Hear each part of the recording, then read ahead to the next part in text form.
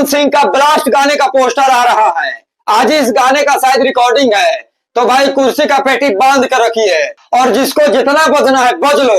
बस power star Pawan Singh ji का बहुत तांडव मचाने वाला पोस्टर आने वाला है। बहुत फैन कल बुलाई बड़े पोस्टर के लेके कि भैया का आखिर पोस्टर का ही नहीं किया हुआ। बस भाई कुछ देर वेट करो, बहुत तांडव मचाने वाला सॉन्ग है। बहुत दिनों से चर्चा है पियर फराक 2 को लेकर। बस बस बस कुछ देर वेट करो लोग। जेकरा जितना बजे कर है बज लिए भाई। अब बॉस का आगमन हो रहा है।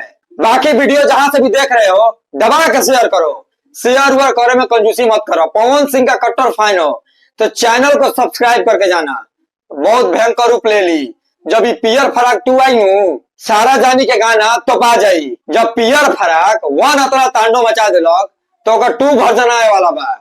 और 2 वर्जन आवते सारा सेक्शन आवा के देख लिया भाई, कब्जा करके रखी। तो जेकरा जितना बजेगा बा कुछ दिन के समय बा बज ला लोग। बहुत गर्दा और बहुत कमाल का सॉन्ग है।